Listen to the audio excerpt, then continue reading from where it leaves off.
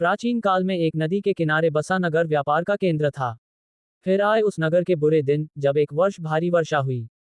नदी ने अपना रास्ता बदल दिया। लोगों के लिए पीने का पानी न रहा और देखते ही देखते नगर वीरान हो गया। अब वह जगह केवल चूहों के लायक रह गई। चारों ओर चूहे ही चूहे नजर आने लगे। चूहों का पूरा साम्राज्य ही स्थापित हो गया। चूहों के उस साम्राज्य का राजा बना मूषकराज चूहा। चूहों का भाग्य देखो, उनके बसने के बाद नगर के बाहर जमीन से एक पानी का स्रोत फूट पड़ा और वह एक बड़ा जलाशय बन गया। नगर से कुछ ही दूर एक घना जंगल था। जंगल में अनगिनत हाथी रहते थे। उनका राजा गजराज नामक एक विशाल हाथी था। उस जंगल क्षेत्र में भयानक सूखा पड़ा। जीव जंतु पानी की तलाश में इधर उधर मारे मारे फिरने लगे।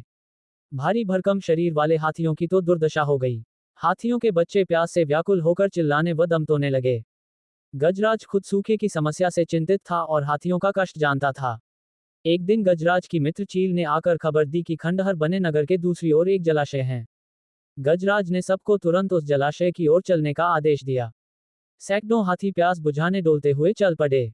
जलाशय तक पहुंचने के लिए उन्हें खंडहर बने नगर के बीच से गुजरना पड़ा। हाथियों के हजारों पैर चूहों को रौंदते हुए निकल गए। हजारों चूहे मारे गए। खंडहर नगर की सड़कें चूहों के खून मांस के कीचड़ से लथपथ हो गई। मुसीबत यहीं खत्म नहीं हुई। हाथियों का दल फिर उसी रास्ते से लौटा। हाथी रोज उसी मार्ग से पानी पीने जाने लगे। काफी सोचने विचारने के बाद मूषकराज के मंत्रियों ने कहा, महाराज, आपको ही जाकर गजराज से बात करनी चाहिए। वह दयालु हाथी हैं। मूषकराज हाथियों के वन में गया।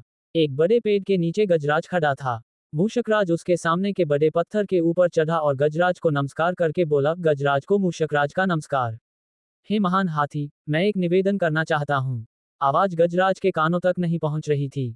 दयालु गजराज उसकी बात सुनने के लिए नीचे बैठ गया और अपना एक कान पत्थर पर चढ़े मूषकराज के निकट ले जाकर बोला, नन्हे मियाँ, आप कुछ कह रहे थे, कृपया फिर से कहिए। मूषकराज बोला, हे गजराज, मुझे चूहा कहते हैं।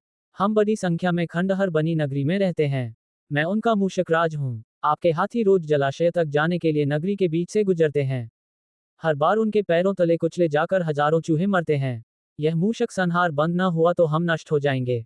गजराज ने दुख भरे स्वर में कहा, मूषकराज, आपकी बात सुन मुझे बहुत शौक हुआ। हमें ज्ञान ही नहीं था कि हम इतना अनर्थ कर रहे हैं। हम नया रास्ता ढूंढ लेंगे।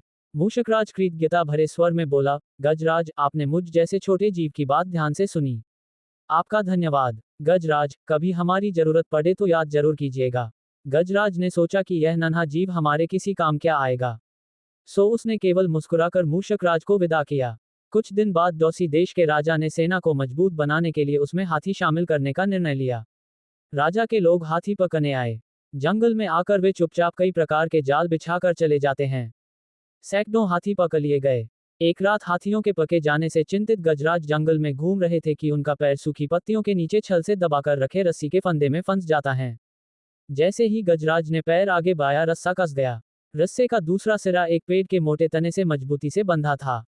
गजराज चिंघाने लगा। उसने अपने सेवकों को पुकारा, लेकिन कोई नहीं आया। कौन फंदे में फंसे हाथी के निकट आएगा। एक युवा जंगली भैंसा गजराज का बहुत आदर करता था। जब वह भैंसा छोटा था तो एक बार वह एक गड्ढे में जा गिरा था। उसकी चिल्लाहट सुनकर गजराज ने उसकी जान बचाई थी। चिंगाट सुनकर वह दौड़ा और फंदे में फंसे गजराज के पास पहुंचा। गजराज की हालत देख उसे बहुत धक्का लगा। वह चीखा, ये कैसा अन्याय है।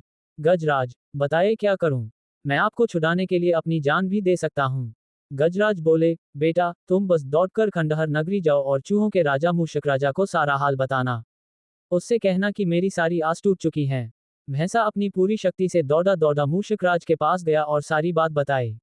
मूषकराज तुरंत अपने 20-30 सैनिकों के साथ भैंसे की पीठ पर बैठा और वो शीघ्र ही गजराज के पास पहुंचे।